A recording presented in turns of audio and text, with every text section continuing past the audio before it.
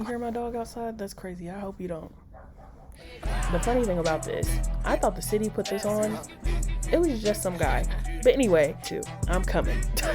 I'll see y'all. Make some room for me. Scoot over. And when everything shut down, I was like, girl, what am I going to do? Like, I don't have a job. I genuinely say that to myself every time before I make something.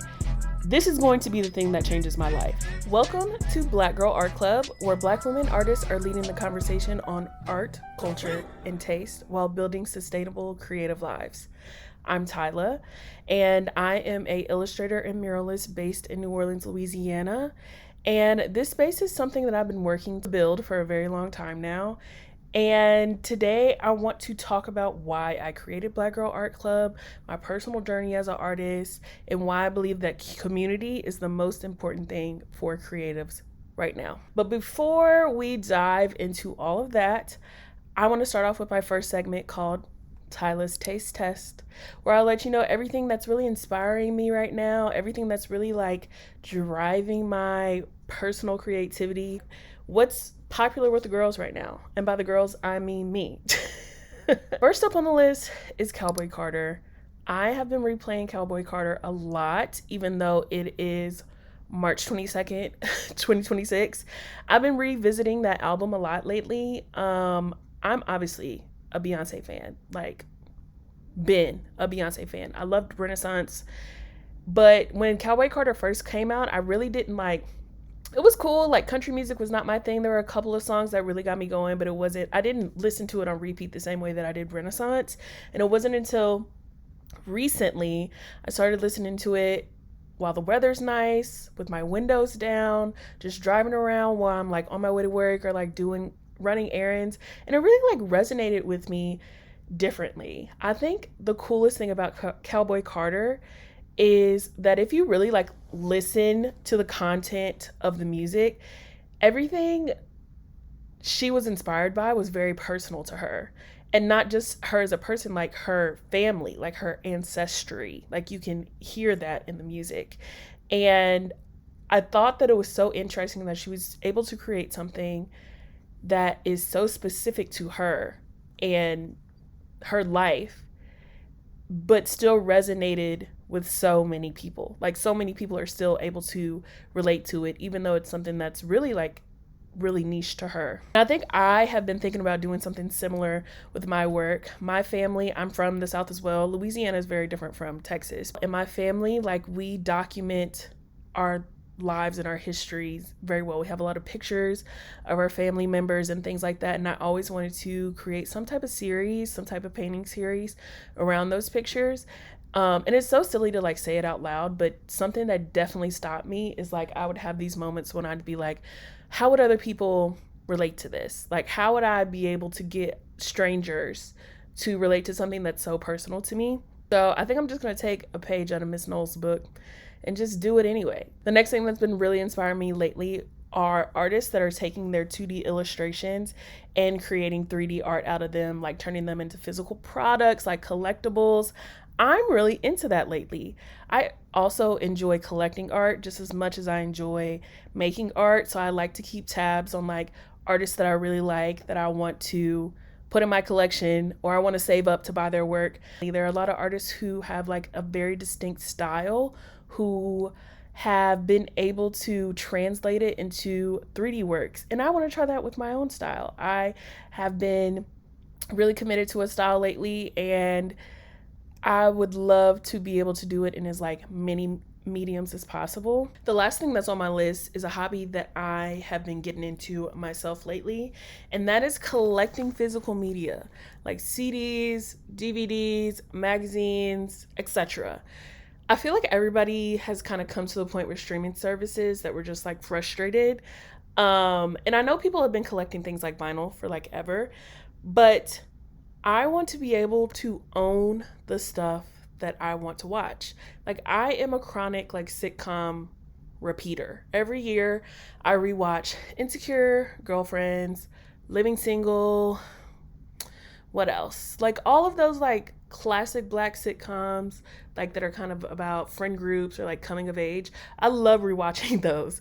And sometimes they randomly get taken off of streaming services, or sometimes they won't have all the episodes you're looking for, or you watch the episode and it's like edited weirdly. And I think we should just go back to collecting the movies and TV shows that we want to watch. I have actually inherited a pretty large CD collection from my dad.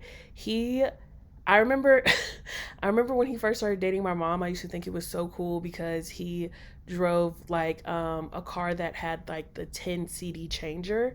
And when I was riding in the car, he'd be like, "Oh, put the CD on, put the CD on." And I was like, "Oh my gosh, this man has a crazy collection."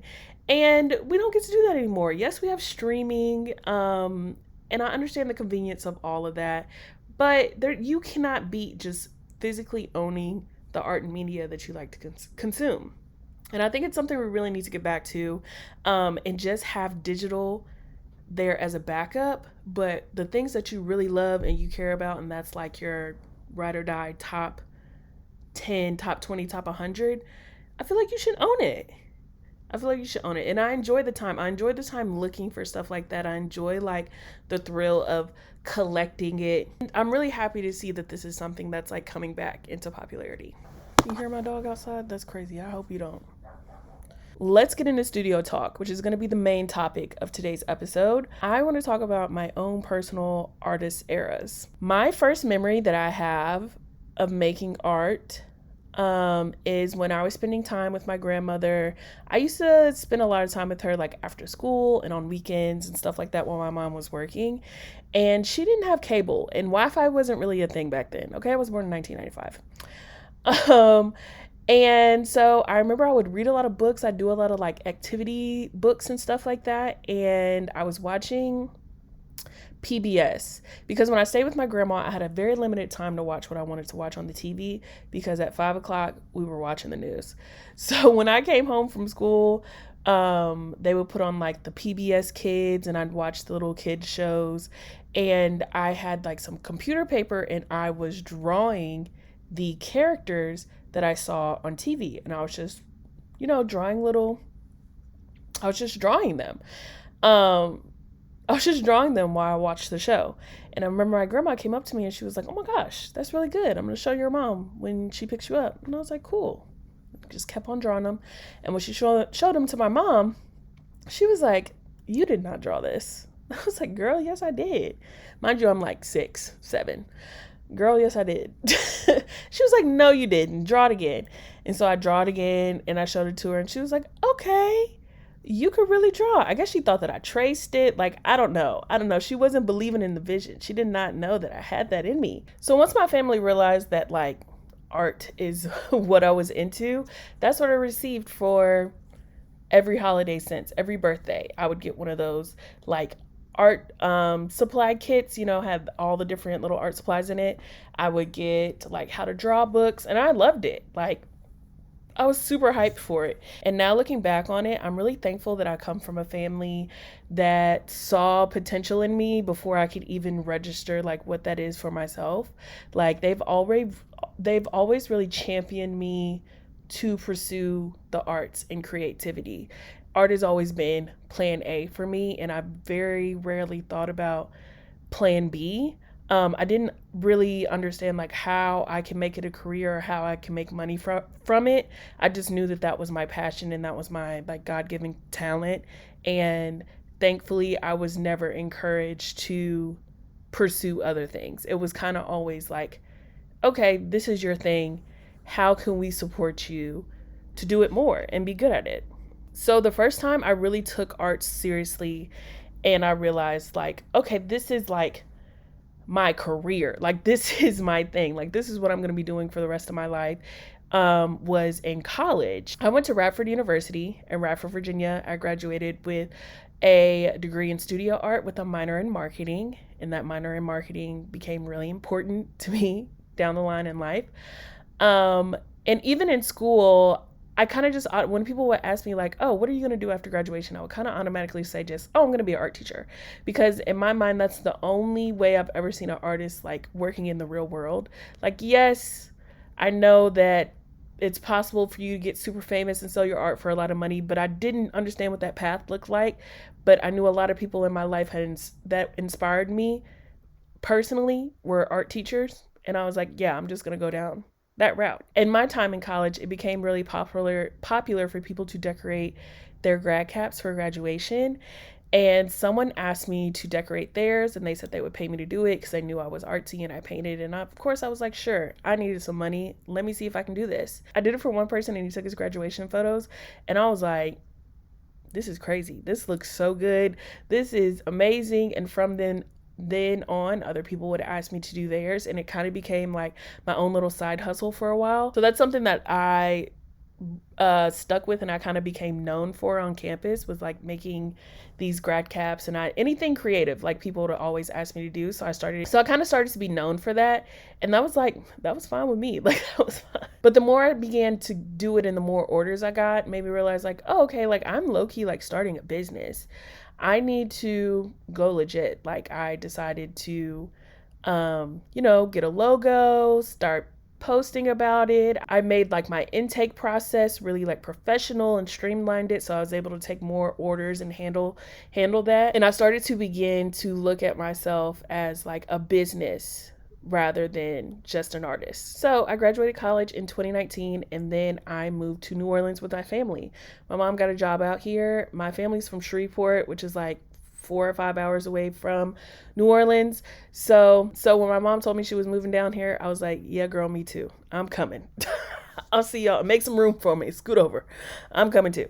Because I had obviously visited New Orleans a few times in my life, but I knew there was definitely some place that I wanted to live. I knew it was great for creatives and young artists, and I felt like that was a great place for me to be while I figured out what my career looked like. So of course, when I got to New Orleans and moved in with my parents, I started looking for jobs.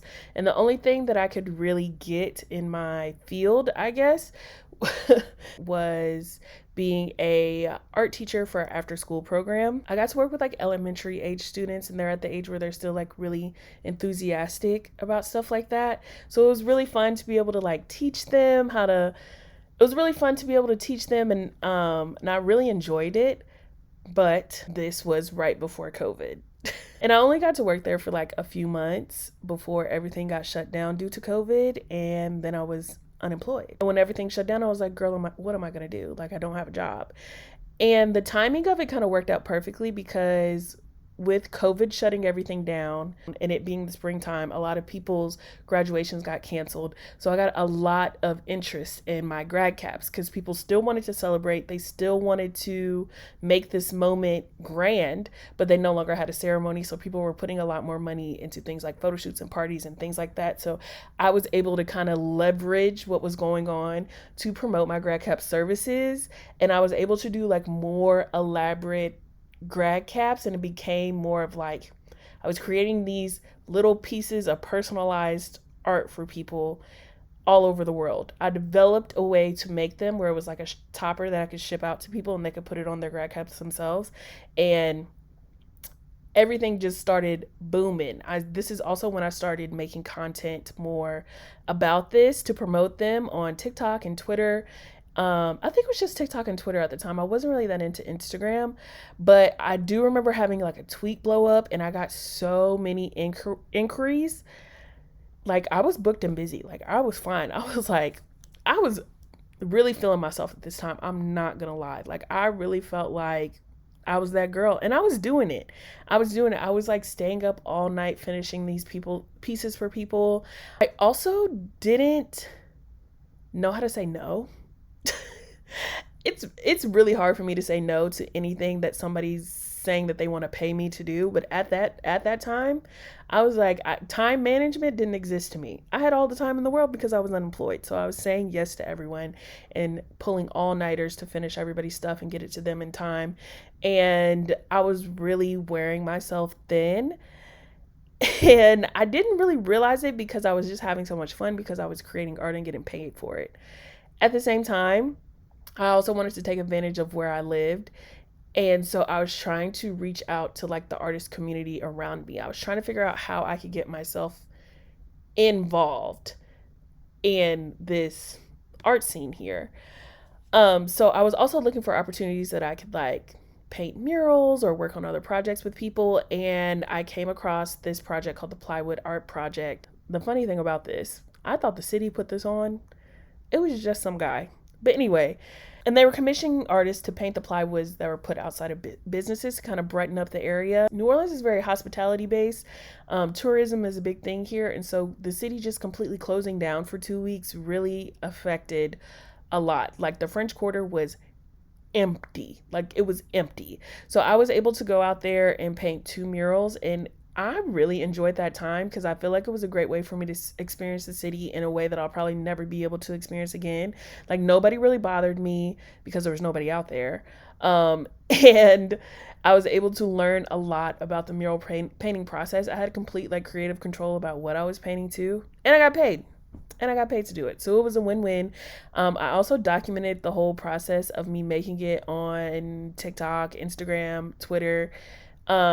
And that also helped me find more other artists and get connected with them that way. Completing this project also led to me finding my mentor and getting hired as a studio assistant, which was like, I think that is what the direction that I was really looking for at the time. I was looking for someone to really like show me the ropes of how things went on. Like I was able to work with a professional artist and see how her everyday was. And it made being a full-time artist like a reality to me. Like sometimes when people say like, oh, you're an artist, just paint something and sell it, girl, you'll be fine. Like you can do this. It's like, yes, but I need to be able to see someone else doing it. Like how many hours are you actually spending a day painting? How many hours are you really spending marketing? How are you reaching out to these companies to do these projects, or are they reaching out to you? Like what does your portfolio look like when somebody asks you, like, what do you do? Even simple questions like when somebody asks you how much it is to paint a mural, what do you tell them? Like I was able to ask all these questions and get answers. I was able to work with another artist directly and ask her all these questions that I had. And she also helped me get connected with other people who were doing similar things to me who also needed an assistant, and I was able to learn from them. And this is also when I realized how important like it is to have community. I feel like as artists, working in isolation and working by yourself is really like idolized. Like that's something that people really praise artists for doing. But for me, I think for me personally, like I work better. I enjoy working on a team because when you work with other people, you're able to produce like bigger things and do it on a larger scale that you probably never would have been able to do by yourself. Or if you did do it by yourself, you'd be miserable. Like you'd really be stretching yourself thin. So seeing how much she like worked with other people and how she was able to even use her art to help her own community was very inspiring to me. And it's something that I still carry with the way that I make art today. There's like a lot of things happening at once. So I'm getting all this information from working with a full-time artist and seeing what her day looks like from day to day. And I'm getting connected with like how the New Orleans art scene works and getting all these questions answered. I also am creating content. I'm figuring out what that looks like for me. I now define myself as a content creator. It just gave me the confidence to feel like that I could do this full time. But I was also kind of stretching myself thin. Like I said, time management was not a thing to me. Like I'm saying yes to everything. I'm doing everything because I feel like I have all this time because I don't have a traditional job anymore. That's when I had to have emergency appendix surgery. I feel like I have this theme in my life where my body like makes myself sick to make me slow down. I don't know if this is true or if it's like all in my head because like I feel like your appendix could burst at any time. But I remember that I was having stomach issues, and I knew my stomach hurt really bad, but I was like, oh, maybe it's like cramps or something. Like I was just ignoring it. I was taking pain medication and like working through it. And then one day I woke up and the cramps were so bad, like I was literally like laying on my bathroom floor holding one side. So I Google it and I'm like, what does it mean when one side of your stomach hurts? And it was like, oh, if it's on this particular side, it's your appendix. And that's what, and I read that sentence and I was like, yeah, I knew. This is definitely what's happening. So I woke my mom up. She took me to the hospital. When I get to the hospital, they run all these tests and they're finally like, yes, your appendix needs to be taken out like right now, like today. And I went into surgery that day and I had to stay in the hospital overnight. And then they told me that I needed to be on bed rest for like, I want to say 3 weeks. It was more than a week. It was definitely more than a week. It felt like forever, but I had to be on bed rest for a long time. And you would think that situation would be a wake up call that I needed to like slow down and take a break and take some things off my plate and maybe manage my time better. But it wasn't. I didn't spend that time relaxing and recovering. I spent that time stressing out about all the money that I was missing out on because I had to cancel people's orders, refund them, and then doing the communication with people, because at the end of the day, they gave me money to make something for them and now I can no longer make it, so I have to refund them, and it's at a time where like they may not be able to find somebody to replace it. So I felt a lot of like stress. It wasn't a time that I could be calm, like I could calm down. And once I came off bed rest, I continued to work at the same level that I was working before I even had the appendix surgery. Like I didn't learn my lesson. At this point I was really all over the place. I knew what I wanted to be, and I wanted to be this creative person with this full-time life, like making her income solely off of her creativity. I just didn't know how to build my life around it, like logistically. I thought the way to success was just working more and taking on as many projects as I could, and that really just wasn't sustainable. That I found out down the road. I moved into my own apartment. I was completely on my own. I no longer had that security blanket of living with my parents. I had big girl bills now. So I continued to work even more, take even more jobs, stretch myself even thinner, which ultimately led to burnout.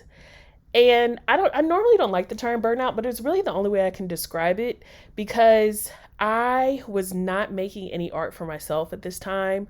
I was feeling kind of isolated because I was no longer working as a studio assistant. I was kind of on my own again. I was still working as a studio. I'm not going to say I wasn't. I wasn't working as much. It was more like a freelance situation. I'll be brought on certain projects when there's something that I could contribute.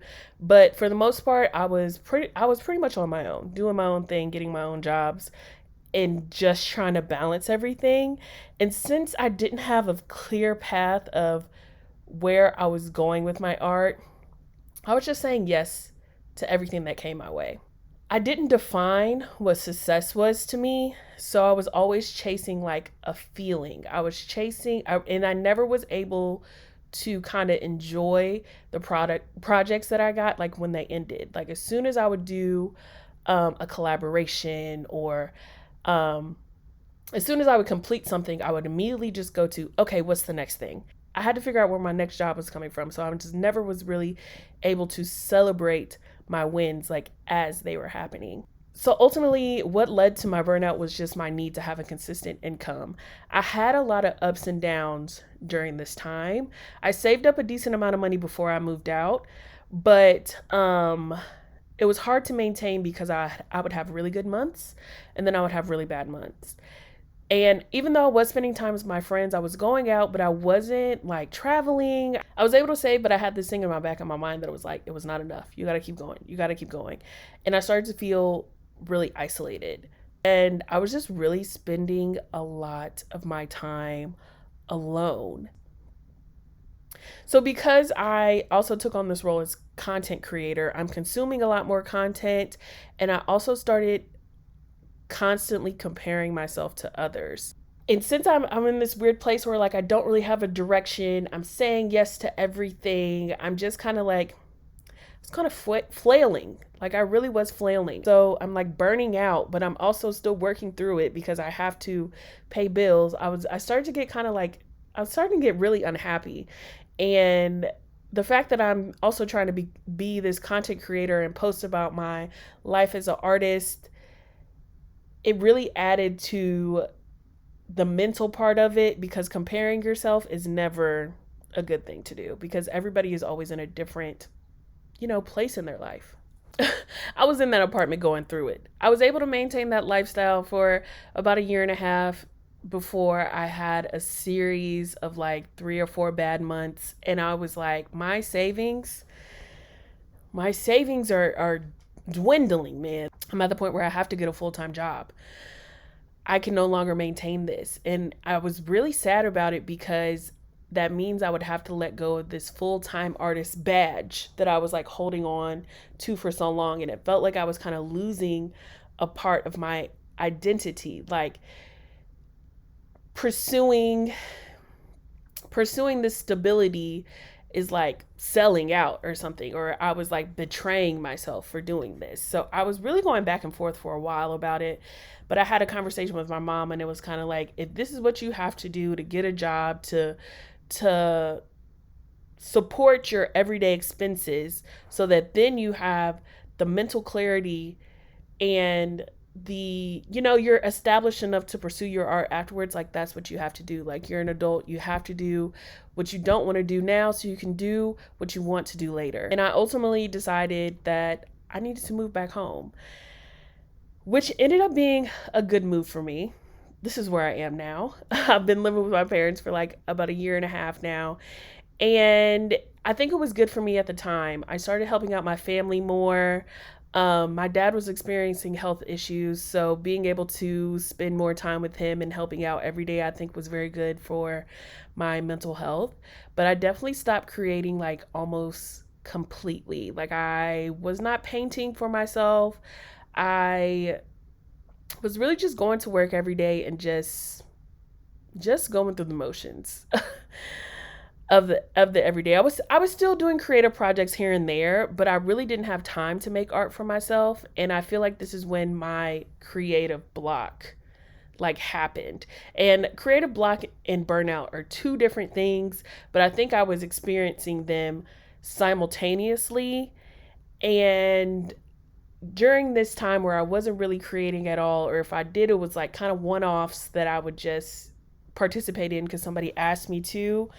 My dad ultimately passed away, and losing my dad forced me to slow down and reevaluate like a lot of things in my life, because I realized I wasn't just tired. I was also really disconnected from why I started creating in the first place. My dad was also an artist. His paintings are all over the house as well, and I think that's something that we bonded over. So when he passed away, I took off about 6 weeks from work so I could really work through everything that just happened to me in my life, because it was a lot at once. And this is when I put myself, and this is when I basically put myself in what I like to call creative rehab. It was really life rehab. I mean, I was working through everything in life in general, but I'm gonna focus on the creative aspect of it because that's what this podcast is about. But during this 6 weeks off, which I did not expect to be 6 weeks, I started therapy, and she suggested that I take a break from work, and I thought it was gonna be like a week, maybe two most. Like I didn't think it was gonna be all that, but she recommended I take 6 weeks, so I took the 6 weeks. During therapy, I worked through like what was important in my life. I knew that my job gave me financial security. My friends and family were giving me the emotional support that I needed, but my creativity was missing. Um, I also started the artist way, which if you don't know, is something that a lot of artists do. It's a book written by Julia Cameron, and it has a lot of components. One of them is taking yourself on an artist date every week. It's where you do something that is really really to like help you heal your inner child, like get connected with your inner artist. You also journal every day. You like do these tasks in the book, and you also read the chapter. So I'm working through that, and because of that, I had this shift where I started creating for enjoyment and not likes. Like I did not post a lot during this time at all. I almost completely went off Instagram and TikTok altogether, which was pretty great. So I was able to create without the pressure of knowing that I had to post it, or feeling like I needed to post it. Like I would record it for my own enjoyment, but I wouldn't really I wouldn't really make that many videos about it. I made a few, but I really took the time off. The biggest thing that I did there during this time is I picked up pottery classes for the first time. And I think that is really what got the juices flowing, doing something that I'd never really done before because I'm mostly a painter. Um, Doing something where I'm working with my hands. It was a weekly class where I met up with an instructor and I was only able to focus on the task in front of me and learning this new skill really helped me a lot. And even though it was like a 6-week class and we only met once a week, since I was processing so much at one time, I was processing the feelings.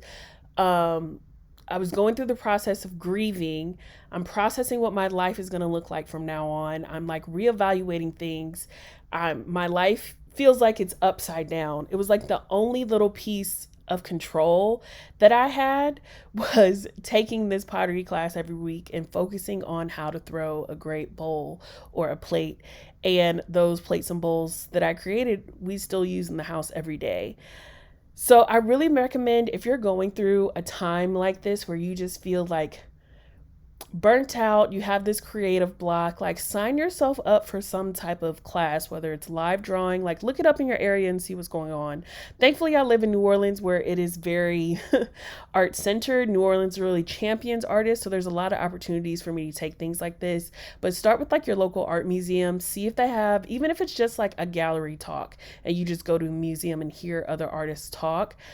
Working with my therapist, I realized that something that's really important to me is having a community around me, not being in isolation, and also having some type of stability.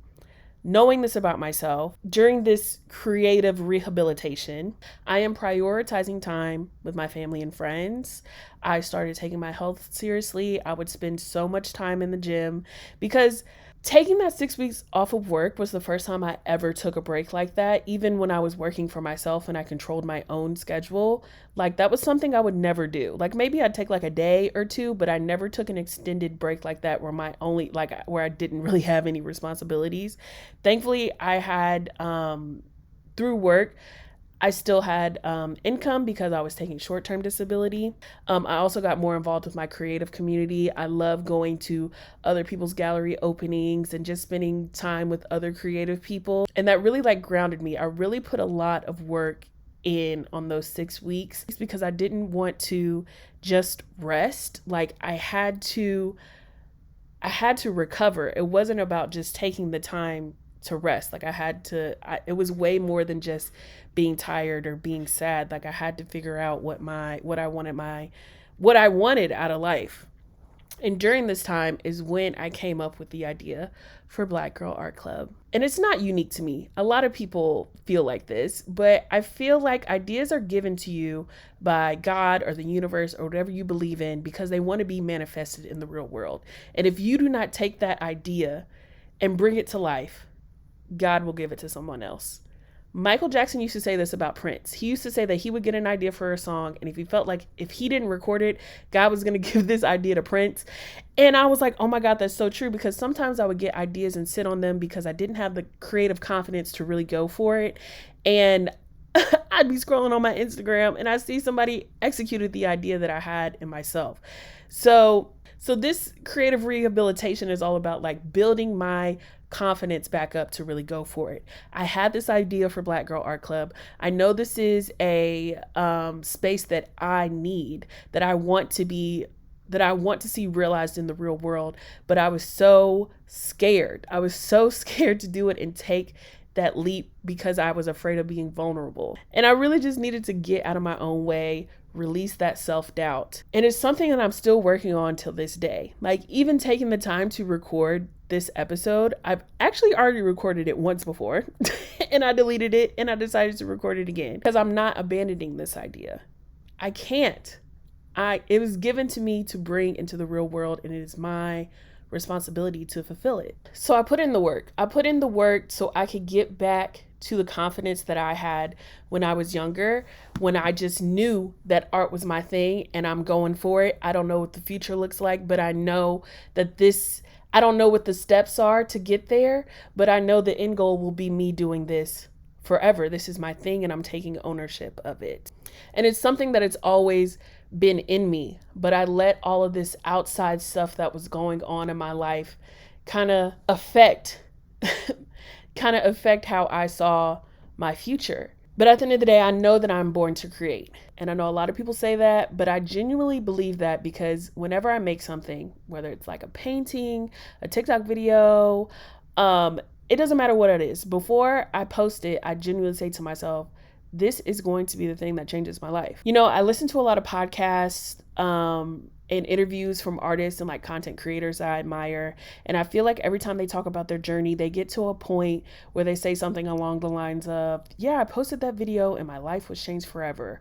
Or I wrote that script, or I made that painting, or I started that series.